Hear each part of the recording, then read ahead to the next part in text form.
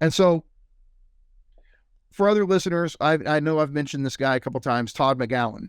So Todd McGowan is a cultural theorist, critical theorist, psychoanalytic theorist, Hegelian, Lacanian. He is very much the student of ŽIŽEK. And yet, I mean, don't get me wrong, there's points where those two disagree on things, but Todd has taken this kind of Hegelian, Lacanian theory, and the clarification he's brought to it is just mind-boggling. So for me, like, as far as like how I use Lacanian theory, like my version of Lacanian theory is built out of Lacan himself, ŽIŽEK, and McGowan. And I've been fortunate enough to, get to know Todd a little bit and get to talk to him on a semi-regular basis. And these conversations have just kind of been life-changing for me because so much has become clear from talking to him. But, and I highly recommend all of his books. Okay, so there's some other ones that he wrote that I haven't read, but the main ones are The End of Dissatisfaction, Enjoying What We Don't Have, Capitalism and Desire, Universality and Identity Politics, the Emancipation After Hegel. And then he's got a new one coming out, and I've actually gotten to read it before it's been published, and it's one of his best. And what he's doing is he's taken Zizek's concepts of like political enjoyment and inherent transgression, these kind of things, and he's doing a really fleshed out political analysis with it. And he has a whole chapter on transgression and how it relates to emancipation. And his whole point is like, no, emancipation is something different than transgression. Transgression is a fake. It's usually just what Zizek says. It's usually just a secretive mechanism that seems like you're acting out of freedom when in fact you're just serving the system. And so Todd insists like we make this strong distinction between transgression and emancipation, and I totally agree with that one. I think he's right. 100%. And at this point, Todd has become something of a, like, I know, like, sometimes people use this term about other thinkers or personalities in the theory world or whatever on YouTube or something. We'll call someone like a sort of dad or a sort of uncle or something. And obviously, like, Zizek's sort of like that too. But, like, no, Todd has become this figure to me sort of secondhand, vicariously through you. I have never even had the opportunity to meet him yet. Hope to someday. But it's, I mean, you're because you have all these conversations with him and you've read a lot of his stuff, and then you obsess about his books and you fill me in on a lot of it. And you got me to go read Emancipation After Hegel within the last few months, and that was really cool too. But one of the most important things that came out of that was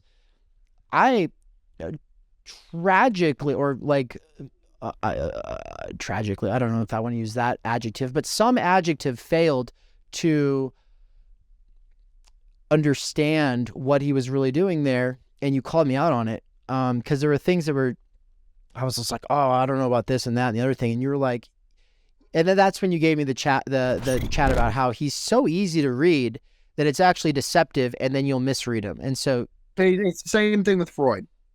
Freud, out of all these thinkers, Freud's way easier to read than Lacan or Heidegger or Levinas or any of them. That's precisely why he was so misunderstood. It's because he was easy to read. Because the whole point is people would read his book once, they think it was so clear that they really understood it, and they didn't, and they never went back and struggled with it. Like, that's part of what makes, like, okay, Heidegger, struggling to understand what he says is built into it. Like, if you're going to understand it, you're going to struggle. Freud, you really can play this trick on yourself. Like, oh, I read it and it was really clear. I understand it. You don't. And that's exactly the same with McGowan. And McGowan's even clearer than Freud. I mean, McGowan's one of the clearest thinkers I've ever I've ever read, and it can be incredibly problematic because people read it, they think they understood it, and then none of it really clicked, and so they don't retain any of it.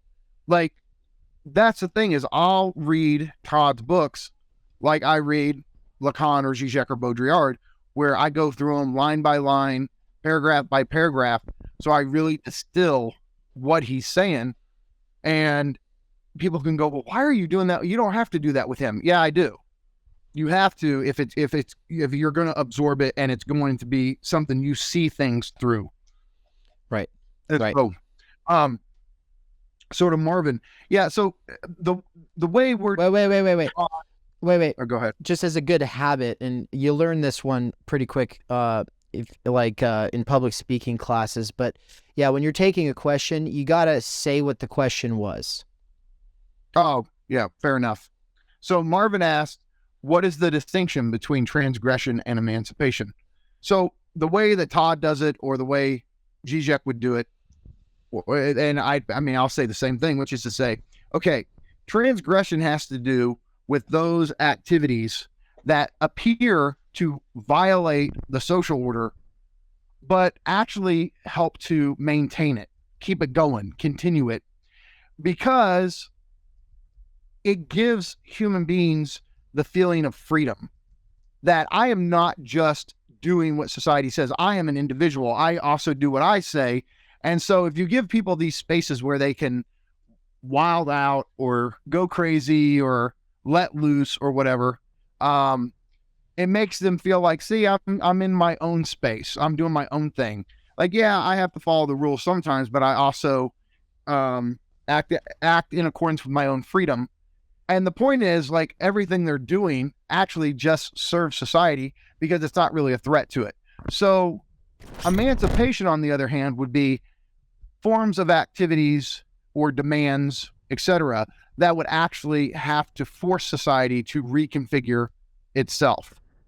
So, for example, like the way that Marxists typically think of a communist revolution, that would be a form of emancipation that would drastically alter the structure of society. Whereas, I mean, especially nowadays, protests, for example, do they fundamentally change the structure of society? I mean, I don't know. I don't think so.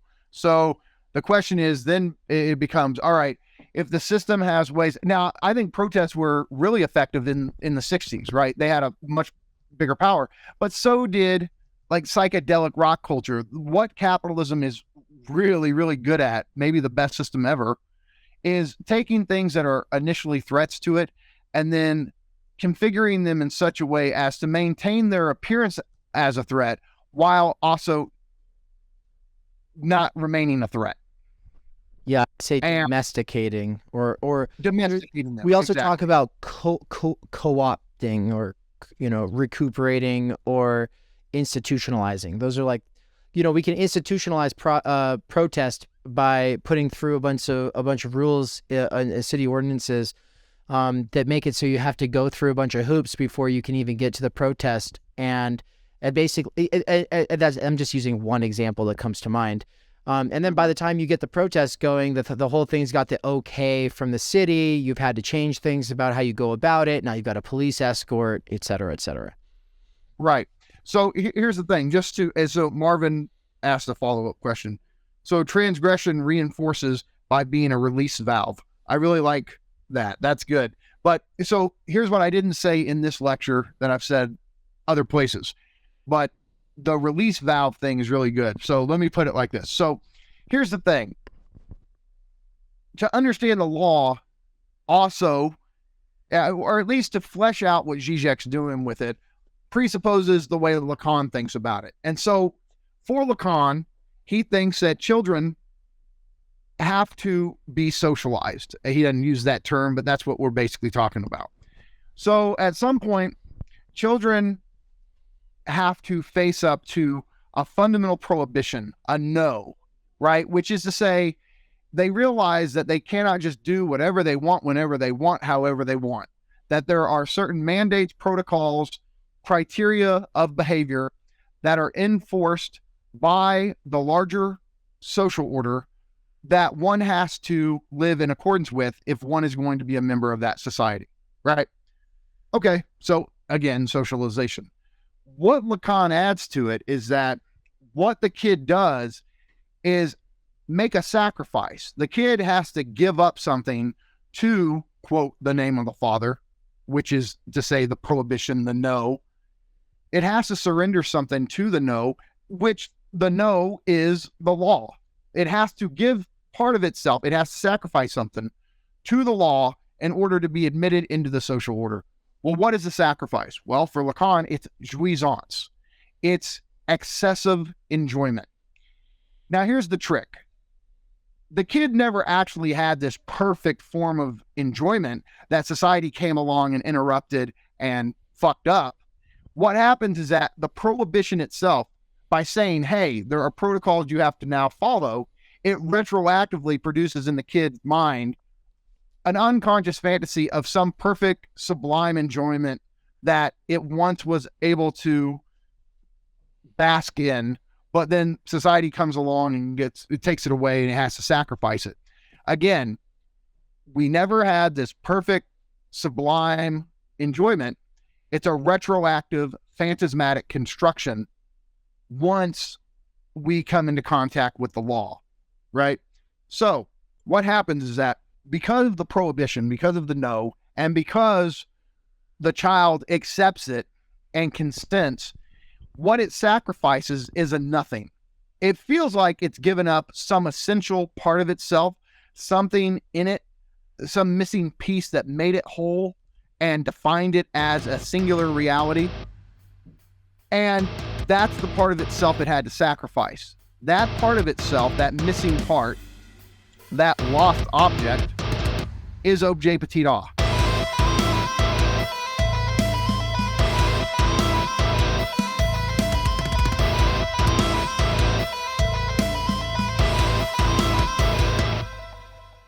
In an attempt to bring in new people to the world of philosophy and theory while building on relationships already established, we are doing a countrywide tour of the United States this fall. What's up, guys? It's Ann and Are we Dave. coming to a city or town near you? Do you think there is a venue or audience in your local region that would be interested in a lecture or facilitated discussion about existentialism, critiques of therapism, PMC ideology, self-help, introduction to philosophy, or the time-energy critique of any of those things? This speaking and discussion facilitation tour will include the Pacific Northwest in mid-August, the Kansas City, Missouri area, late August or early September, Philadelphia at the beginning of October, and really we're going to be all over the area there, hopefully, so get in contact with us if you think that we should come visit your state. Phoenix, Arizona, mid-October, in SoCal, especially San Diego, late October. I say especially San Diego because we already have our guide for the San Diego region. What's the difference between a host, a guide, and a volunteer, you ask? Well, thanks for asking, actually. The volunteer role is for people who want to put up posters or in other ways promote the events that will be occurring in their town or city, whereas the host might have a guest bedroom, guest house, or a place that we can park our van so that we can sleep in our van. We need to know if you would have like bathroom facilities or anything like that, and so the form on the website is where you can tell us what you have to offer. Guiding, on the other hand, though, people who love to guide take a lot of pride in their local knowledge. A good example of that would be Michael Downs when I visited him in Raytown, Missouri, and he took me into Kansas City and we had barbecue, and he took me to the mall and to all these other landmark places from his life growing up there. But a more recent example would be my friend Michael in Poland, who took us around Katowice, Poland, and basically gives a historical and sociological analysis of everything, and it was amazing. It was one of the coolest things we've ever experienced, and it made us realize some people just want to provide the space and privacy, whereas other people want to take you out and show you around. And so if you're interested in being a volunteer, host, or guide, we have a special form for that, so please fill out your information and get in contact with us as soon as possible so we can fit you into the schedule, because we'll love to meet you, touch base with the local community. And if you don't think anyone else in your area is interested in the things that you're interested in, if you don't think anyone else is into this stuff, well, we might be able to surprise you. When I saw that poster, Boulder Art in Boise, fucking Idaho, are you kidding me? It was virtually an answer to an unspoken prayer, you know, it really was. And I just couldn't believe that somebody was interested in the things that I was interested in, that I had been interested in for years and had kind of given up on in futility. I'd labored in solitude for so long. I had no one to talk to about it, no one to bounce ideas off. This tour is going to bring together a lot of people who want to be based in Texas with the people they're in conversation with. And yeah, I think it's going to be a fantastic year. The only other thing that I want to say is that Michael Downs' first book is going to be published by Theory Underground really soon here. I've got another book coming out really soon here. These books will be spread throughout the United States on this tour. So I'm hoping to be able to do some actual book launch events at various bookstores. Outside of that, I guess the last thing that I would say is that Michael Downs is gearing up to teach For They Know Not What They Do by Slavoj Žižek. We're putting out all these introduction videos and other interviews related to the topic of Hegel, Lacan, Žižek, because we want to give people an accessible and sturdy basis in the discourse. The problem is that Michael Downs is very busy having to work at a wage slave job. And so if you want to help in freeing Mikey, make sure to go to his Patreon at patreon.com/thedangerousbaby and make a donation. Thank you. I would be remiss to close this out without a quick shout out to our patrons and our anonymous donors. Thank you so much for the donations. Already, we've only been around for a month. We already got over $3,000 in donations, and so thank you. And stay tuned for the app, which is on its way. There will be a Theory Underground app. So the current setup is that it is a social media site built around courses, where you can suppose that people who are involved in the discussions have a shared interest in the same or similar texts, and where you can assume in a lot of the discussions that, yeah, people have read the stuff that you're reading, that you're bringing into dialogue. And so, for instance, The Idea of the University by Carl Jaspers, dedicated for him. Slavoj Žižek's For They Know Not What They Do, dedicated for him. And then as people take the course over the years, new people will be coming into that forum. And so if you get in there early, you'll be able to see how the conversation evolves. And as new people add into the conversation, it'll bring back memories and like things that you want to work through, questions that you had with the first time that you read the text. And so I'm really excited for this. The reason I've built this website is because I think that this is what's lacking in so many other spaces, is that ability to return, to be able to communicate after the fact and in a sustained way on a platform that's not attention grabby and annoying like Discord. And so stay tuned, because there is an app on the way. Thank you to our donors. If you want to donate, go to theory-underground.com/support. Thank you.